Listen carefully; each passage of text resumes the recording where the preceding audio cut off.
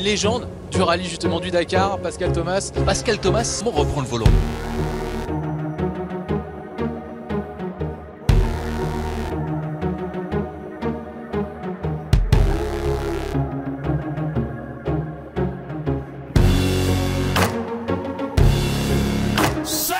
Et surtout, j'ai toujours une grande soif de compétition, de résultats et d'adrénaline. À très vite, en 2024.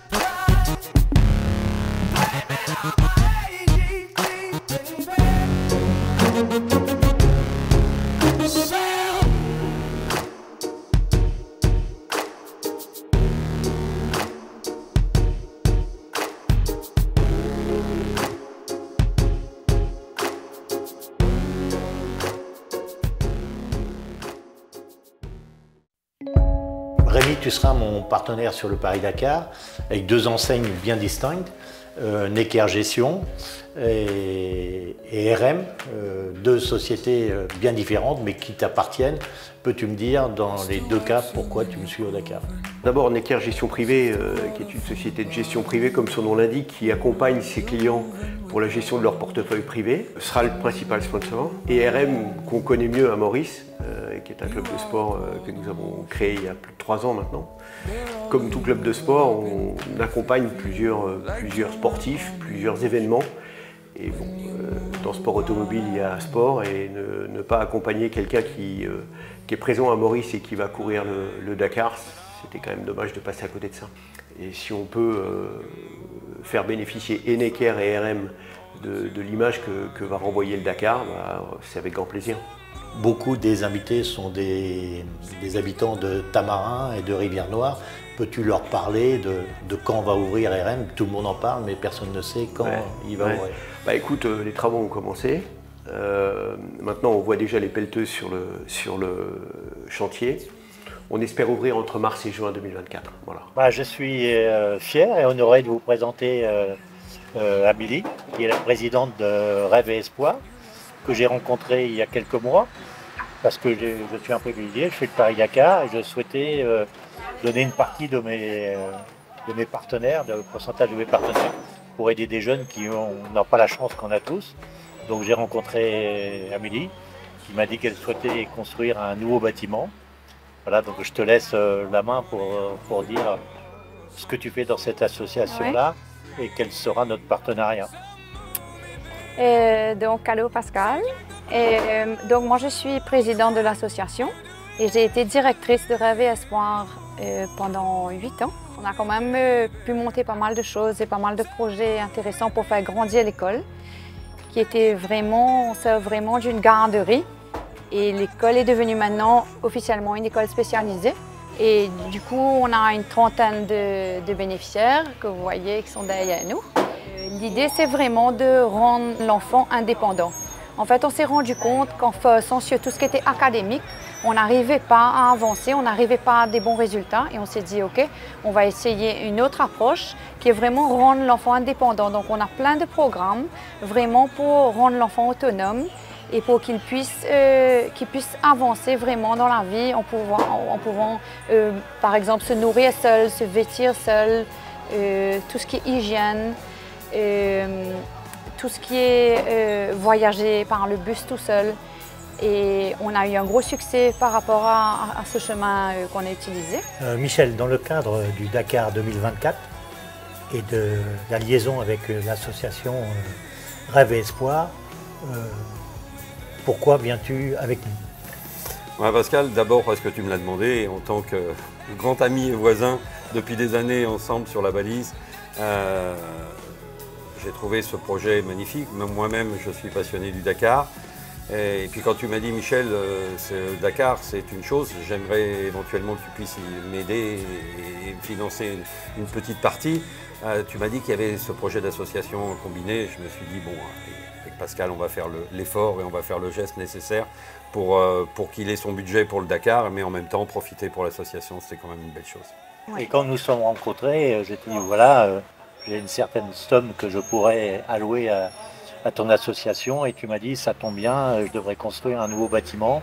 Ouais. J'ai une vingtaine d'enfants pour l'instant, j'aimerais en accueillir 5 ou 6, on a beaucoup de demandes, on a plus que de demandes que de places. Donc dans le fait, on s'est mis un peu d'accord qu'avec le sponsoring du Dakar que je pouvais vous attribuer, tu vas construire un nouveau bâtiment pour accueillir 5-6 enfants supplémentaires. Oui, je pense que ça sera peut-être plus que ça. On a une trentaine d'enfants maintenant et on a quand même une liste d'attente avec les petits de la maternelle qui sont en train de monter. On aurait vraiment aimé pouvoir accueillir ces enfants-là. Mais on n'a pas de structure maintenant pour pouvoir les prendre. Et avec 2 classes en plus, ça nous permettrait, parce que le ratio c'est à peu près un éducateur avec son assistant pour 6 enfants, pour 6 bénéficiaires. Donc idéalement, ce serait de pouvoir avoir 2 nouvelles classes, éventuellement pour peut-être 6 ou 10 enfants, peut-être 6 d'un côté et 4 de l'autre. Et nous avons aussi une classe spécialisée pour l'autisme. Et donc idéalement, peut-être avoir encore une autre classe pour les plus petits enfants autistes, parce que les autres ont grandi maintenant et ils rentrent vraiment dans l'adolescence. Et idéalement d'avoir une classe vraiment pour les autistes, pour les plus petits. Aujourd'hui, je peux te dire que c'est en bonne voie parce que le budget que tu m'avais demandé pour pouvoir réaliser ce bâtiment, je l'ai trouvé à 75% avec mes partenaires. Aujourd'hui, il nous manque 25-30%. Donc, vous qui êtes à cette soirée de présentation, si vous pouvez nous aider en tant que particulier, nous sommes preneurs. Donc chaque partenaire a déjà donné 15% de ce qu'il donnait pour le Dakar, pour l'association. Michel, comme tu le sais, j'ai un certain nombre de partenaires que je crois que tu connais ou personnellement ou professionnellement. Tout à fait, je connais très bien Rémi Mabillon, que j'ai sollicité par ailleurs dans le cadre d'un projet patrimonial, sur lequel il a bien travaillé, on a bien avancé dans cette affaire. Je connais aussi Didier Castin, qui a été notre voisin pendant des années, à l'époque Covid. Voilà, donc je pense que ces gens qui contribuent aussi à ce projet Dakar et ce projet d'association amènent beaucoup. Ok, je te remercie beaucoup et j'espère que ton geste donnera envie à certains de nos amis, voisins qui ont un cœur de donner aussi pour contribuer à augmenter la somme pour construire un bâtiment pour Rêve et Espoir. Je le souhaite aussi. Les particuliers sont invités à le faire, comme les entreprises. Et pour les particuliers, après tout, je suis peut-être le premier, mais peut-être pas le dernier.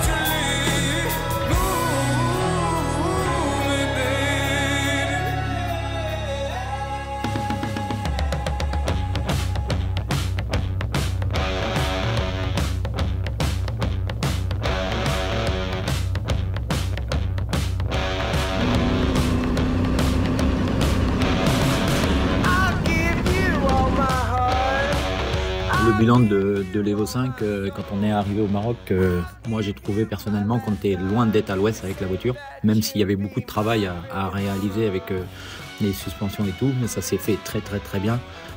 Christian Lavieille a été particulièrement bon parce qu'il a travaillé énormément, tous les matins à 7h il était. Après, Pascal Thomas et Simon ont pu essayer la voiture confort qu'avait fait Christian Lavieille, et cela nous a fait gagner beaucoup de temps.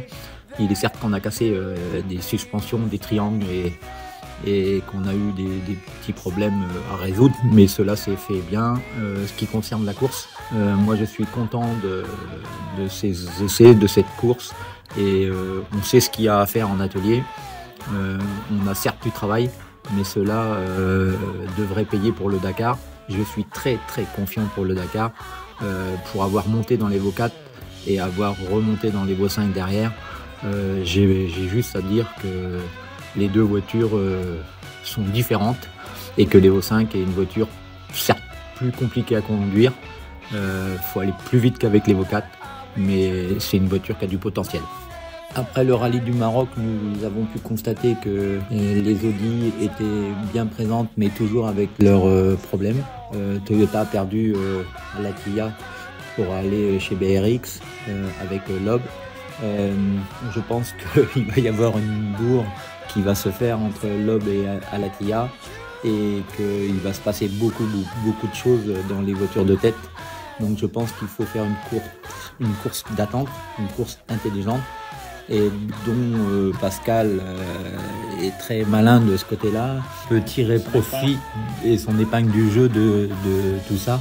Il ne faudra pas rester à la traîne, il faudra quand même rouler dans les 10-15 dès le départ du rallye.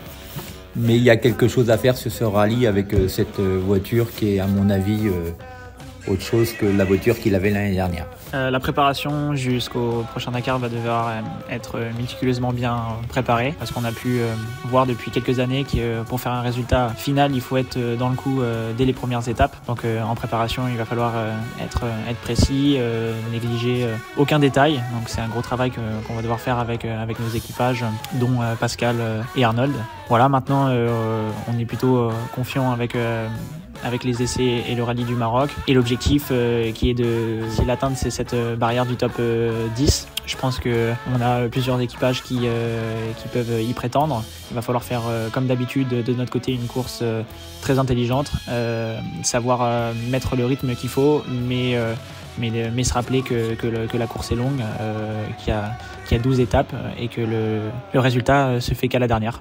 Pour cette nouvelle année et ce nouveau challenge, Pascal nous a proposé de l'accompagner dans son projet de soutien de l'association Rêve et Espoir. C'est une action qui nous a tout de suite séduite, et voilà, c'est quelque chose qui nous tient à cœur. C'est pourquoi le team portera les couleurs de l'association Rêve et Espoir, afin d'aider au mieux l'association à construire ce nouveau bâtiment qui pourra accueillir les enfants et jeunes adultes atteints de handicap.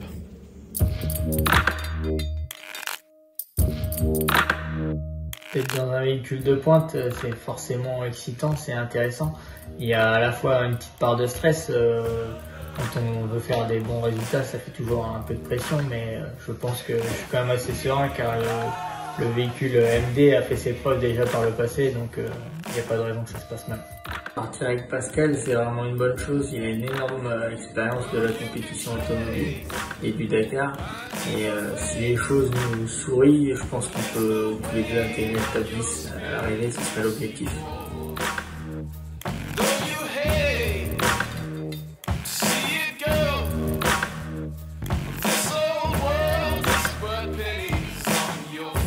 Parce qu'en fait, j'ai le réflexe de freiner sur des dangers. Et qu'en fait, là, faut que je passe à toc. Bah là, attention, parce que dès que tu lâches un peu, wap, et tu la prends, la voiture, elle reste collée, elle bouge pas. Bah là, j'ai fait des tours avec les autres, là, en passant moins vite. Dans les juste pour la compensation, je talonne pour un oui, pour un non. Ah ouais, non mais là, on n'a pas talonné une seule fois, on a juste tapé une marche. J'arrive un peu vite sur un danger. Bon, on a tapé l'avant, mais rien de grave, quoi. Il y a juste eu une fois devant. Mais sinon, non, c'est... Ah, c'est ouf. En fait, à un moment, on était à 180 dans du défoncé. Et la voiture, elle bougeait pas. Bah voilà, 3 jours de développement au Maroc du nouveau buggy, évolution 5. Super positif, une voiture vraiment très évoluée avec un gain important, on peut dire 1 ou 2 secondes au kilomètre. Ça ne veut pas dire grand chose, mais chez nous, ça représente plus de 10 minutes par jour. C'est très important. Nous avons quand même eu des problèmes, on a cassé des suspensions, on a cassé plein de choses. Mais la finalité, c'est que ça va être un bon buggy, belle machine de guerre. Voilà, maintenant la voiture va faire le Maroc avec un de nos copains pilotes pour valider la fiabilité. Et si c'est fiable, on peut être très très optimiste pour le Dakar qui s'annoncerait super chouette avec une très belle voiture. Voilà, à très vite.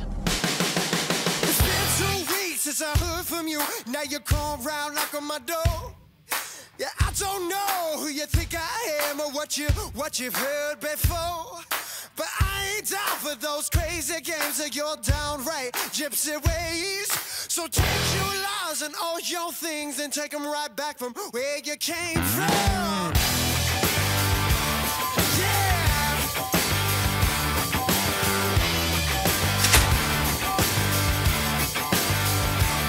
You see, every night that you've been gone, I've been sitting right here alone, waiting on my phone to ring so you could tell me that you're coming home. Well, I ain't down for those crazy games of your downright gypsy ways. So take your lies and all your things and take them right back from where you came. 'Cause I